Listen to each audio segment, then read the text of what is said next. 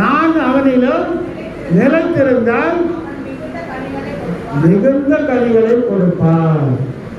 எங்க இருந்தா கனிகள் அதிகமாக வரும்? செடியில் இருக்கணும், கொடி செடியில் இருக்கணும். தனியா போனா அதனால ஒன்றும் பண்ண முடியாது, கட் பண்ணி போட்டுருவாங்க.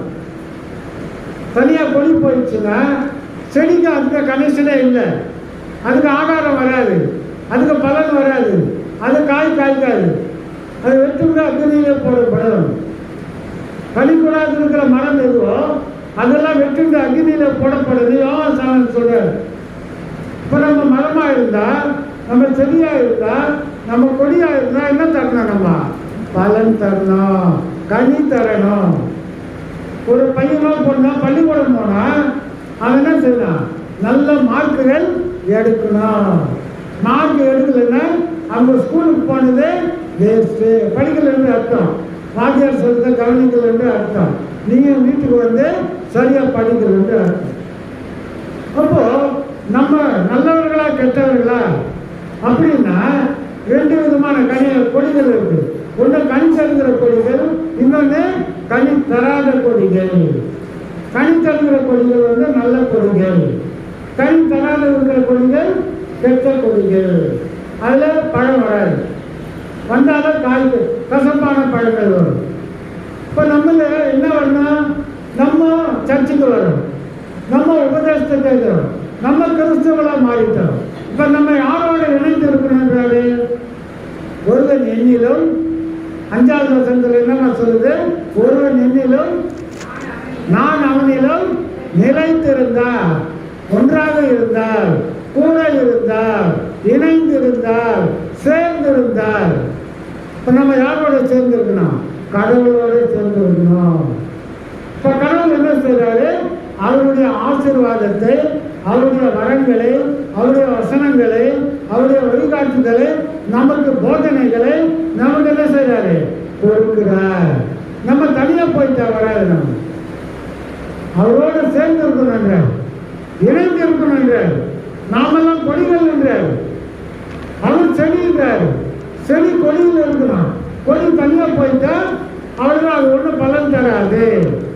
இன்னும் செடியோடு இணைந்து இருக்கும்போது கொடி அவர் என்ன செய்யறாரா? பலன் தரவில்லை என்றால் சுத்தம் பண்ணுகிறார்.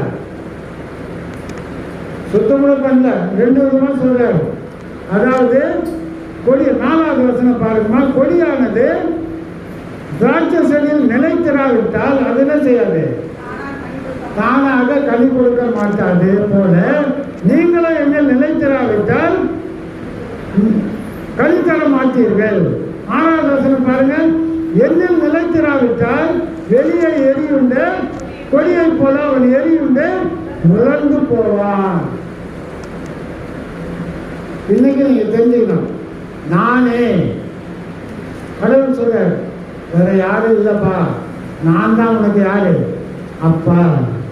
நான் தான் உனக்கு ஆசிரியர், நான் தான் உனக்கு டாக்டர், நான் தான் உனக்கு ஜீவ வசனத்தை தருகிறேன். நானே நல்ல மேய்ப்பன் சொல்றாரா? யோவான் 7 விதமா சொல்றாரு. சில இடங்கள்ல சொல்ற, நீங்க சொல்லுங்க. இப்ப நானே மெய்யான திராட்சை செடி. இன்னொன்னு யோவான் 10:11 என்ன சொல்றாரு? நானே நல்ல மேய்ப்பன். அப்புறமா ஒளிங்கிறாரு. அப்புறம் வேற என்ன சொல்றாரு? அது யோவான் 14:6 இருக்கு. நானே வழியும் சத்தியமும் ஜீவனுமாய் இருக்கிறேன். யோவான் 10:11 அல்ல, நானே ஆடுகளுக்கு வாசல், நானே வாசல். இன்னொரு யோவான் 6:48 ஜீவ அப்பம் நானே. அப்பன்னா என்ன? இல்ல, வார்த்தையை சொல்லுவேன். நானே அப்பன்றாரு, ஜீவ அப்பம் நானேன்றாரு. அப்பன்னா என்ன? சாப்பாடு. அப்பன்னா என்ன? சாப்பாடு. நான் தான் சாப்பாடு. என்ன சாப்பிடு? நம்ம சாப்பிடுறோமா? எப்ப சாப்பிடுறோம்? திருவிழா கொடுக்குறோம்ல, அப்ப யாரும் சாப்பிடுறோம்? நம்ம இது உங்களுக்காக பிற்கப்படுகிற என்னுடைய சரீரமாயிருக்கிறது சொல்றேன்னா, அது ஒரு அப்பா அவருடைய சரீரத்துக்கு அடையாளமாக அப்பத்தை பிடித்து உங்களுக்கு கொடுக்குறார். திராட்சை எடுத்துங்கன்னு சொல்றேன், இது உங்களுக்காக சிந்தப்படுகிற இயேசுவுடைய ரத்தம், திராட்சை ரசம். யோவான் 6ஆம் அதிகாரத்தில் சொல்றார், ஒருவன் என் மாம்சத்தையும் என் ரத்தத்தையும் மானம் பண்ணாவிட்டால் அவன் என்னோடு எனக்கு சீசனாக இருக்க மாட்டான். யோவான் 6 பாருங்க, யோவான் 6:36 பாருங்க. என் மாம்சத்தை புசித்து என் ரத்தத்தை பானம் பண்ணுகிறவன் என்னிலே நிலைத்திருக்கிறான், நானும் அவர்களை நிலைத்திருக்கிறேன். இதை போன வாரம் மல்லுங்கம்மா ஐயா நீங்க திருவிருந்து கொடுக்குறேன்னு சொல்றீங்க, கொடுங்க கேட்டு வாங்கி சாப்பிட்டாங்க. நான் ரொம்ப சந்தோஷப்பட்டேன். தானியேல் தியாகராஜனை கேட்டேன். அப்ப அந்த வசனம் என்ன சொல்றது, ஒருவன் என் மாம்சத்தையும் ஒரு ரத்தத்தையும் பானம் பண்ணாவிட்டால் அவன் என்ன இருக்க மாட்டான், எதிலே நிலைத்திருக்க மாட்டான். அப்ப நம்ம மாசத்துல இருந்து கொடுக்குறோமா, அப்ப ஒரு உணவை நாம் பண்ண முடியாது, சாப்பாடு திரு ரத்தத்தை அப்பத்தை நம்ம சாப்பிடுறோம். அப்ப கடவுள் நமக்கு என்ன செய்யறாரு, ஆவிக்குரிய பலத்தை கொடுக்கிறார். நம்ம சோறு சாப்பிடுறோம், சோறு சாப்பிட்டா சரீரத்துக்கு பலம் இருக்குது. ஜீவ வசனத்தை சாப்பாடாக சாப்பிட்டா என்ன வருது, ஆவிக்குரிய ஆத்ம பலம், இருதயத்துக்கு பலம்.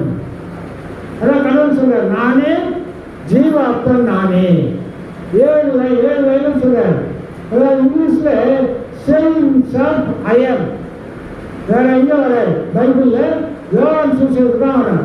என்னன்னு, நானே நானே ஜீவ அப்பம், நானே உலகத்தின் ஒளி, நானே நல்ல மேய்ப்பன், நானே வாசல், நானே வழி, நானே சத்தியம், நானே ஜீவன். வேற எங்கேயும் போவாதீங்க, நானே மெய்யான திராட்சை செய்யுங்கள். அப்போ இன்றைக்கு கடவுள் நமக்கு சாதாரண ஒரு விஷயம், ஒரு செடி இருக்குது. அப்ப செடியில பலன் வருது, கனிகள் வருது. அப்போ கொடி தனியா தர முடியுமா? நீங்களும் நானும் கொடிகள், நாங்கள் கனிகளை தர வேண்டும். என்ன கனிகளை தர வேண்டும்? கலாத்தியர் 5ஆம் அதிகாரம் 22வது வசனத்தை பாருங்க. ஆவியின் கனிகள். ஆவியின் கனிகள் ஒண்ணு என்னமா, முதல்ல பூஜா சொல்லுங்க, ஆவியின் கனிகள் என்ன? 9 சொல்லுங்க, எல்லாரும் சொல்லுங்க. அன்பு சொல்லுங்க, அன்பு எல்லாரும் வாழ்க்கை. அன்பு, சந்தோஷம், சமாதானம், பொறுமை, தயவு, நற்குணம், சாந்தம், விசுவாசம், நிச்சயடக்கம். எத்தனை வந்தது? 9. ஆவியின் கனிகள் எத்தனை? 9. ஆவியின் கனி தான் சொல்றாரு. ஆவியின் ரசம் என்ன சொல்றதுமா? கனிகள் சொல்ல, ஆவியின் கனியோ ஒரே ஒரு பழம். அதுல எத்தனை பழம் இருக்குது? 9 பழம் இருக்குது. என்னென்ன பழம் இருக்குது? அன்பு, சந்தோஷம், சமாதானம், பொறுமை, தயவு, நற்குணம், விசுவாசம், சாந்தம், நிச்சயடக்கம். இத்தனை பழங்கள் அதுல இருக்கு. நம்ம குடும்பத்துக்கு என்ன வேணும்? நமக்கு என்னமா வேணும்? அன்பு வேணும், சந்தோஷம் வேணும், ஜாய். யார் ஜாய்? எங்க ஜாய்? பூர்வஜா காரணம் ஜாய் தானே பேரு, ஜாய் தானே பேரு. இன்னொரு பேரு தெரிய ஏஞ்சல். அப்ப ஜாய் ஒருத்தர் வச்சு யாரு? இது முரளி பொண்ணா பாருமா, சர்ச்சுக்கு வரலையாமா, மதியம்மா கூட்டு வருதுன்னா கூட்டுவாமா. அந்த ஏன்னா போயிடுச்சு. ஜாய் வந்து 2வது பொண்ணுமா, 2வது பொண்ணு முரளி பொண்ணு. முரளி பொண்ணு 2வது அம்மாவுக்கு சரி இருந்தா கூட்டுவாங்க. கூட இருந்தா நம்ம பழகணும், பெற்றோர்கள் தான் காட்டணும். இதுதான் கோயில், இதுதான் பாஸ்டரு, இதுதான் பைபிளு, ஞாயிற்றுக்கிழமை கோயிலுக்கு போனோம், வீட்டில் தூங்காது, அடிச்சு கூட கூட்டுவாங்க. இல்லை அப்பதான் பின்னால அவங்க என்ன சொல்லுவாங்க,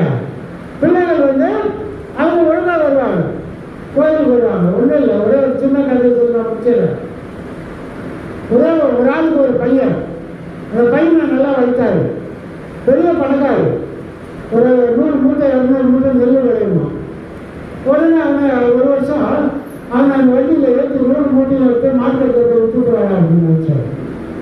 இவன் என்ன பண்ணுறான், விட்டுட்டு திரும்பியே வரல. விட்டுட்டு என்ன பண்ணுறான், திரும்பியே வரல. இவன் செலவு பண்ணிருப்பான், திரும்பி இன்னும் ஆயிடுச்சு, பையன் திரும்பி வரல. இப்போ கதை அவன் செலவு பண்ணிட்டான்றதை பற்றி நான் சொல்ல. இப்போ நீங்கள் பசங்களை கோயிலுக்கு கூட்டிட்டு வரணும்னு சொன்னல, அதுக்காக சொல்கிறேன். இவர் என்ன பண்ணாரு, தேடுறாரு, போய் ஊருக்கு தான் இவங்க தேடும் போது எங்க தேடுறாரு தெரியுமா, எங்க தேடிப்பார் சொல்லுங்க. அவர் ஒரு கிறிஸ்தவர், அவர் ஒரு சொல்லுங்க, யாரும் சொன்னீங்க, சர்ச்சில் பேசுகிறார். ஏன் சொல்லுங்க, ஏன் சர்ச்சில் தேடுறாரு சொல்லுமா.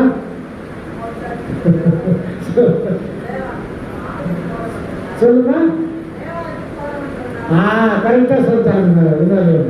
ஏன்னா அவங்க அப்பா பையனை கூட்டின்னு ஒரு வாரம் எங்கே வருவாரா, சர்ச்சுக்கு ஒரு வாரம் மிஸ் பண்ண மாட்டாரு. அப்போ இவர் என்ன நினைக்கிறாரு, ஞாயிற்றுக்கிழமையாச்சு, பையன் எங்க இருப்பான், நிச்சயமா என் பையன் சர்ச்சில் தான் இருப்பான். அதனால இவர் என்ன பண்றாரு, ஊருக்கு போனா எந்த இடத்துல தேடுறாரு, சர்ச்சில் தேடுறாரு. இவர் போய் ஒரு சர்ச்சில் தேடுறாரு. சர்ச்சு முடிஞ்சிச்சு, பாஸ்டர் ஆசீர்வாதம் நினைச்சிட்டாரு, எல்லாரும் போயிட்டாங்க. இவரு மாத்திரம் முட்டி போட்டு பாஸ்டர் கேட்டாரு, என்னப்பா எல்லாரும் போயிட்டாங்களே நீ போலியா. அப்பதான் அந்த அப்பா சொல்றாரு, ஐயா என் பையன் காணோம், நானும் ஒரு வாரமா என்ன கூட்டு வர்றேன், சர்ச்சுக்கு கூட்டு வருவேன், ஒருவேளை அவன் இந்த சர்ச்சில் இருப்பானோ அப்படின்னு நான் பையனை தேடி இருக்கிறேன். பாஸ்டருக்கு ஜெபம் பண்ணி நிச்சயமான பையன் ஏதோ சர்ச்சில் இருப்பான், இந்த வாரம் போயிட்டு அடுத்த வாரமும் தேடு, கடைசியில் ஒரு சர்ச்சில் கண்டுபிடிச்சு கொண்டு வந்து. இப்போ நம்ம கடவுள் பையனை நம்ம சர்ச்சுக்கு கூட்டு வரதுனால நம்ம தான் லாபம் இல்லையா, பையனுக்கு ஆசீர்வாதம். அப்போ நம்ம என்ன செய்யணும், கடவுளோட நம்ம திராட்சை செடியோடு கொடி இணைந்திருந்தால் அது என்ன வருது, கனிகளை தருகிறது, அன்பின் கனிகளை தருகிறது, நம்ம குடும்பத்துக்கு சந்தோஷம் வருகிறது, சமாதானம் வருகிறது. மத்தேயு 9:9 என்ன சொல்றாரு, சமாதானம் பண்ணுகிறவர்கள் யாரு, நீ சொல்லாதீங்கம்மா, இவங்க சொல்லணுமா, நம்மளே சொல்லிட்டா அது இவங்களுக்கு வராது. வார்த்தை டீச் பண்றாரு, அவரே சொல்லுங்க பசங்களுக்கு வராது இல்லையா. என்னம்மா மத்தேயு 9:5 மத்தேயு 5:9 இருக்கியா, என்ன வருது அந்த அந்த வசனம் யாரை பற்றி சொல்லுது, சமாதானம் பண்ணுகிறவர்கள் பாக்கியவான்கள் அவர்கள். நமக்கு ஆவியின் கனியில சமாதானம் வருது, அந்த சந்தோஷம் 3வது கனி சமாதானம் வந்துருச்சு. எப்படி இருந்த சமாதானம் வரும், கடவுளோடு இணைந்திருந்தா. நானே மெய்யான திராட்சை செடி, என் பிதா திராட்சை தோட்டக்காரரா, தோட்டக்காரர் யாரு சொல்ற, பிதா குமாரன் பரிசுத்த ஆவி சொல்றல, ஏசாமிக்கு அப்பா, அவர் தோட்டக்காரர். தோட்டக்காரர் என்ன பண்றாரு, செடி வைப்பாரு, அப்புறம் சுத்தம் பண்ணுவாரு, அப்புறம் எழு போடுவாரு, பராமரிப்பாரு, களை எடுப்பாரு இல்லையா. அதுதான் சொல்றாரு 15ல் கனி கொண்டாது இருக்கிற கொடியை என்ன செய்யறாரு, வெட்டி போடுகிறார் அப்படிங்கிறது பாருங்க. 2வது வசனம் பாருங்க, எண்ணில் கனி கொடாது இருக்கிற கொடி எதுவோ அதை அவர் அறுத்து போடுகிறார், கனி கொடுக்கிற கொடியை சுத்தம் பண்ணுகிறார். படிமாக ஏதோ அதிக கனிகளை கொடுக்கும்படி சுத்தம் பண்ணுகிறார். ஒண்ணுமே செய்யல, மறுக்கு வாங்க ஃபெயில் ஆகிறது. இப்போ கடவுள் என்ன பண்றாரு, பாஸ்டர் சொல்றாரு, பைபிளை படிக்கிறாரு, என்னோடு இணைந்திருங்கள், நானே நல்ல மேய்ப்பன், நீங்கள் கனிகளை கொடுப்பீர்கள். தோட்டக்காரர் வராரு, இவன் நல்லா இல்லை, இவன் சர்ச்சுக்கு வர மாட்டேன்றான், சர்ச்சு பாஸ்டர் சொன்ன வேலையை செய்ய மாட்டேன்றான், சர்ச்சை ஒழுங்காக கொடுக்க மாட்டேன்றான், அடிக்கடி சாவியை தொடச்சிடுறாங்க, சர்ச்சு சாவியை, இவங்கெல்லாம் சரியில்லை. இப்போ கடவுள் பாடுறாரு, பிரச்சனைப்படுறாரு. சில கொடியை வந்து என்ன பண்ணுறாரு, அவரே கட் பண்ணிடுறாரு. நல்ல கனி கொடுக்குற கொடியை என்ன பண்ணுறாரு, சுத்தம் பண்ணுறாரு. நம்மளோட செடியில் ரோஜாப்பூ பூக்கல சரியா என்ன பண்ணுறான், கட் பண்ணிடுறோம். கட் பண்ணுறோமா, ரோஜா செடி 4 கிழங்கு வரும், பூ வரலன்னா இன்னும் கட் பண்ணி விடாங்க. அதுதான் கடவுள் செய்யணும். கட் பண்ணும்போது என்ன ஆகுது, செடிக்கு வரும், பெயின் உண்டா, வெளியே இருக்கும். இப்போ நமக்கு என்ன ஆகுது, நம்மளே கட் பண்ணுறாரு. எப்படி கட் பண்ணுறாரு, நம்மளே கெட்ட குணங்கள் நம்மளை விட்டு எழுதுறாரு. ஒரு அடி அடிக்கிறார் கடவுள், போகாது. மீறி போறோம், குடிக்க போறான், ஒரு ஆள் குடிச்சுனே இருக்கிறான். உடனே அவர் கடவுள் என்ன பண்றாரு, போகாத இருந்தார். சர்ச்சில் பாஸ்டர் சொல்றாரு, அப்பா அம்மா சொல்றாங்க, குடிப்பழக்கத்தை குடியை கெடுக்கிறாரு. குடியை கெடுக்கிறது இல்லை, இவனையே முதல்ல கற்று போறது. எங்க தம்பி ஒருத்தர் நிறைய குடிச்சுன்னு அவன் வந்து டாக்டர் கூட்டி போறாரு. மஞ்சள் காமால் வந்துச்சு, மல்லிகர்மன் சொன்ன மாதிரி யாரும் இந்த மாதிரி சொன்னாங்க. இப்போ டாக்டர் சொன்னாரு, மறுபடியும் இவன் குடிச்சானா என்ன பண்ணாத, கூட்டு வராது. ஏன் சார் அப்படி சொல்றீங்க, இவன் குடிக்கிறான், குடிச்சா என்ன செய்யாதா, மருந்து வேலை செய்யாது. நான் என்னதான் மருந்து கொடுத்தாலும் உங்க தம்பிக்கு என்ன செய்யாது, வேலை செய்யாது. ஆனால் கடைசி தம்பி நீதியில் வேலை செய்வதுதான்.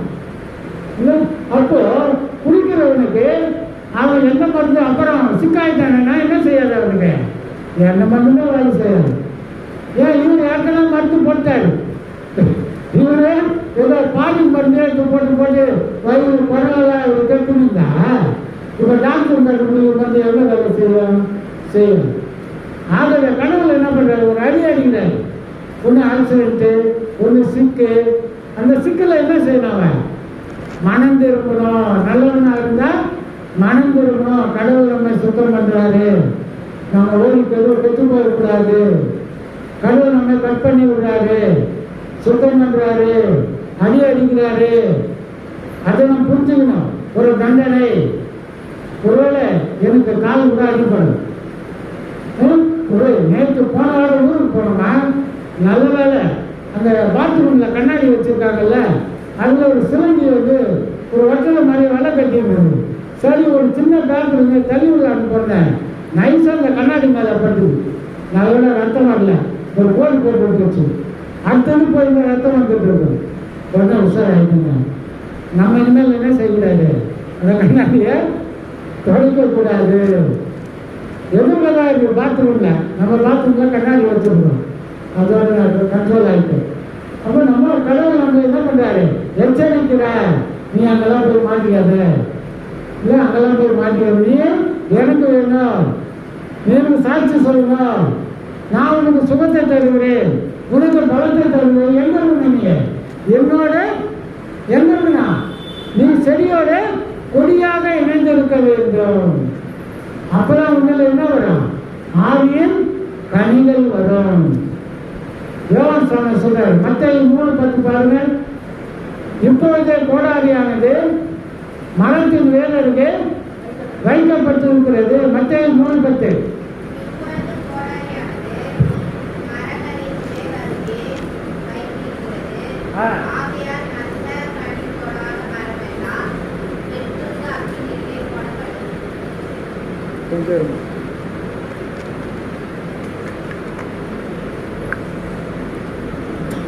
நல்ல கனி கொடாத மரங்கள்லாம் எங்க போடப்படும் சொல்லுங்க. நல்ல கனி கொடாத மரங்கள்லாம் உடனே அக்னிங்க. அதுக்கு முன்னால் ஒரு வார்த்தை இருக்கு, என்ன வெட்டு போட்டுவாரு கடவுள். ஒரே வெட்டுதான். நான் சொல்லுங்க, இந்த இந்துக்கள் ஜாத்திரை பண்றாங்கல்ல, இந்துக்கள் திருவிழா பண்றாங்கல்லம்மா, முடிச்சிடுறேன். இந்த பிரசங்கோட கேட்க உடம்பு சரியில்லையாம்மா, இல்லை ஒரு மாதிரி இருக்கு முகம், இல்லை தூங்குற மாதிரி இருக்கு, நல்லா கேட்க எல்லாம் பாருங்க. உடம்பு சரியில்லைன்னா தெரியல. ஒரே கடவுள் என்ன பண்ணாரு, எடுத்து நெருப்புல போடல, நெருப்புல போடுறதுக்கு முன்னாடி என்ன செய்யறாரு, சொல்லுமா, ஒரே வெட்டு. என்னது ஒரே வெட்டு?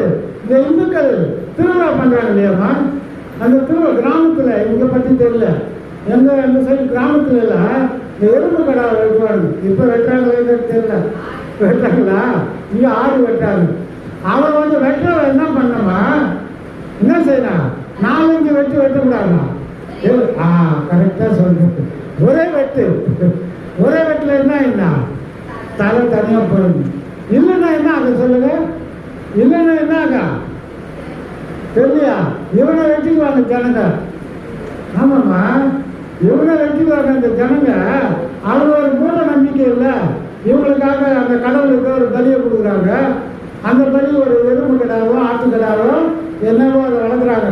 அது எங்கே பாரு போகும், எத்தனை நாள் சுத்தம் ஜாத்திரை, தெலுங்குல ஜாத்திரை, தமிழில் திருவிழா, இது ரொம்ப பேர் சொல்லுவாங்க. அந்த நைட்டில் என்ன பண்ணுவான், மஞ்சள் தண்ணி, இவன் மேலே மஞ்சள் தண்ணி ஊற்றுவான். அந்த பெரிய கத்தி இருக்கும், அவன் வெட்டும் போதே ஒரே சத்தம் போடுவாங்க. அந்த வெட்டு அவன் எத்தனை வெட்டு வெட்டினான், ஒரே வெட்டு. அந்த வெட்டில் அந்த தலை வெளியே தனியாக போகலைன்னா ஜனங்க யாரை வெட்டுவாங்க, எவனை வச்சுக்குவாங்கம்மா. ஆமாம், இவனை வச்சுக்குவாங்க சொன்னாங்க. அதனால ஒரே வெட்டு. அவன் அதுக்காகவே கத்தி சரியா தீட்டு என்ன தெரியல, அவன் என்ன பண்ணுவாங்க. அது போல கடவுள் கூட நீங்க கனி கொடுக்கலன்னா உங்களை என்ன பண்ணுவாரு, வெட்டு நெருப்பை போட்டுவார். நெருப்புன்னா நீங்க வெந்து போக மாட்டேன், ஆஸ்பத்திரிக்கு எடுத்து போவார், சிக்காயிடுவார், பெட்ல இருப்பார், ரொம்ப நாளாக திரும்பி வருவார். வரது மனம் திரும்பு, கனி கொடு, என்னிலே நிலைத்தது, நானே மெய்யான திராட்சை செடி, நீங்களாம் யாரு, கொடிகள்.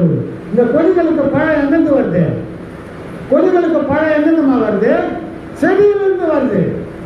அது கிளை தனியாக கொடுத்துருமா பழம், கிளை மரத்தோடு இருந்தால் தான் என்ன வரும், கொடி செடியோடு இருந்தால் தான் அதில் சொரக்காய், பூசணிக்காய், பீர்க்காங்கெல்லாம் வரும். நீங்களும் நானும் ஏசு என்ற திராட்சை செடியோடு இணைந்திருக்க வேண்டும். கர்த்தர் தாமே இந்த வசனங்களை ஆசீர்வதிப்பாராக. ஆமென்.